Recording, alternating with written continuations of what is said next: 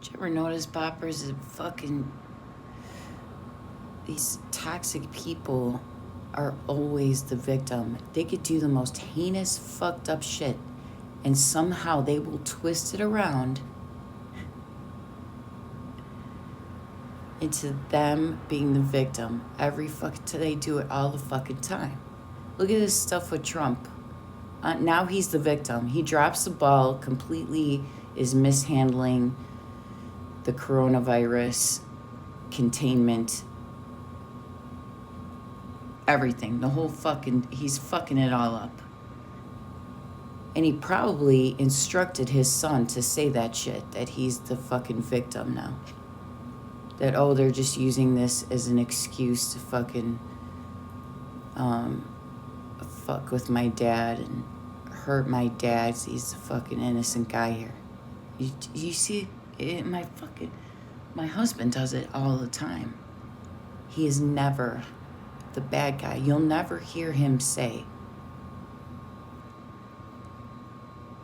that he is at fault with anything. He never goes, you know what, I'm being an asshole, or I was an asshole, I was wrong. He does his well-rehearsed, scripted, and he says the same lines too. That's how you know someone's a psycho, is when they repeat the same phrases for the same situation, the same topic.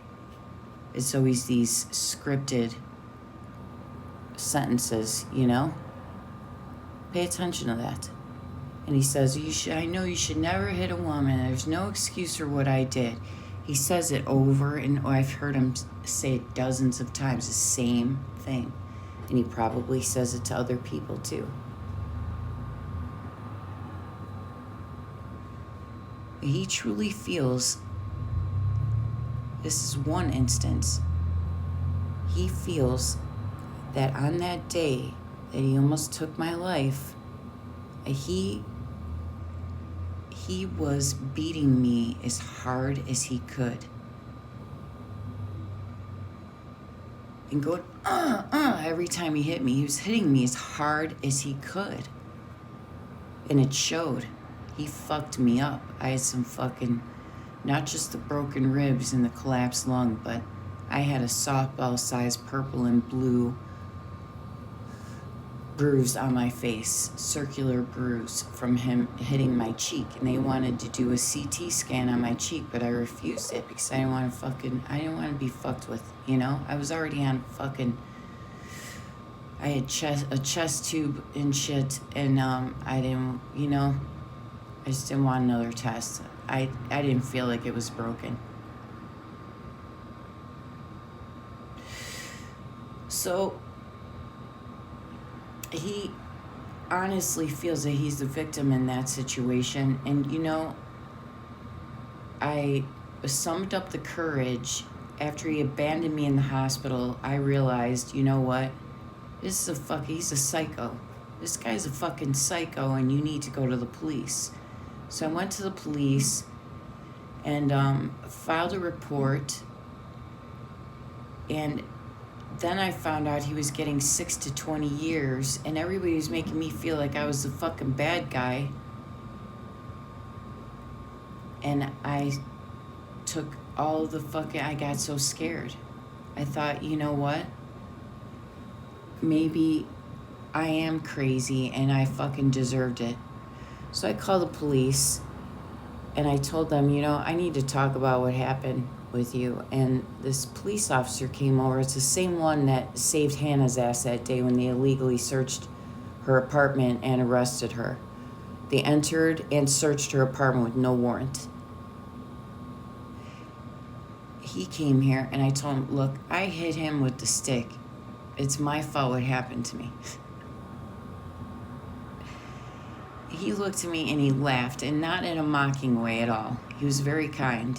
And he said, no one deserves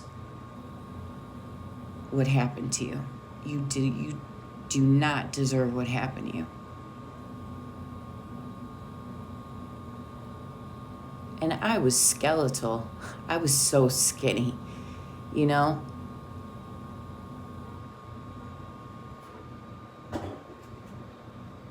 I didn't leave any mark on him at all. He had no bruise, no nothing, you know? He picked up my dog. I heard my dog squeal in pain. And then he was like, oh, well. That's what he said out loud. Oh, well. And I know he squeezed him. I know that he hurt him, my little Bichon.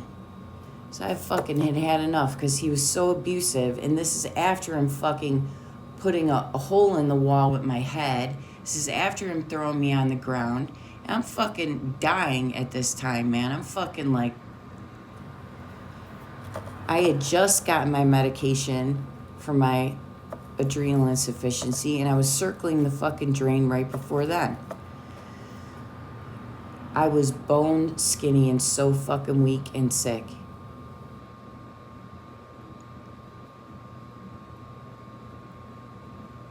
But I just fucking went through this thing where I just... all that gaslighting shit got to me, and I thought, well, I am crazy and I deserved it. And I took all that fucking shame onto myself.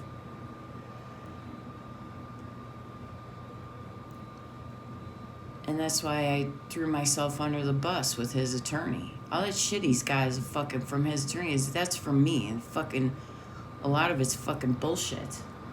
Or it's telling half the story. I deliberately made myself look bad to save his ass. But you know what? I think that he was so confident, though, that nothing was going to happen to him. And so were his kids. Because he's part of the whole gang stalking thing. You know? But I went ahead and did that because I felt like maybe I fucking deserved what happened to me because, you know, maybe I am this fucking terrible person everybody keeps telling me I am. Seriously, it was fucking really bad, dark time for me. Horrible nightmare.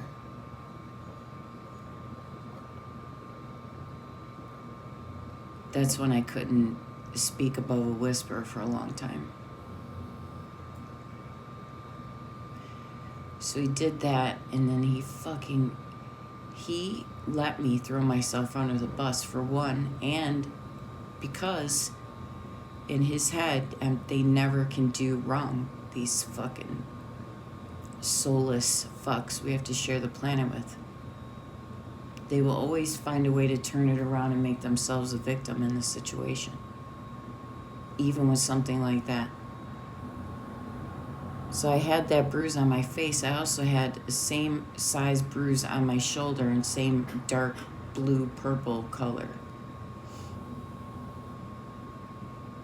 And he fucking beat the absolute fuck out of me. It was vicious. It was fucking vicious. He held back nothing. And the whole time he's saying, I fucking hate you, you piece of shit. This is what he's saying over and over and over again. I'm gonna fucking kill you. Which I didn't tell the police he said that because I knew that that would be a different story.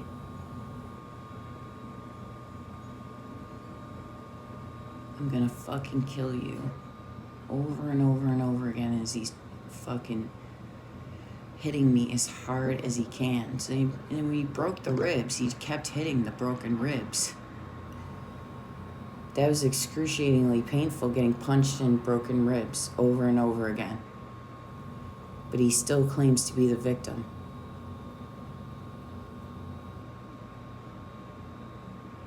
I was screaming when he was doing that.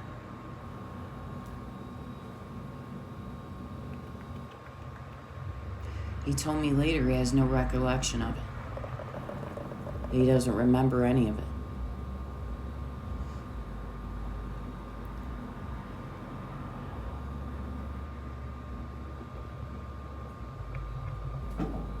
So yeah, he's the fucking victim in that one. Okay. whatever you say, you believe what the fuck you want. People are going to anyway. It doesn't matter. If you could present all of the rock solid evidence right in front of them, but if they're convinced, not convinced, but if they just want to hang on to this idea in their head of what things are supposed to be, they won't even care. They're comfortable believing in their lies.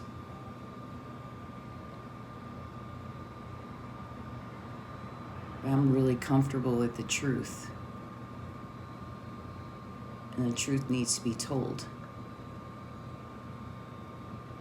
I encourage anyone to tell their side of any story I tell.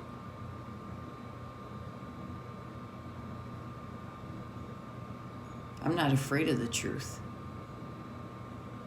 That includes my own. They are, though.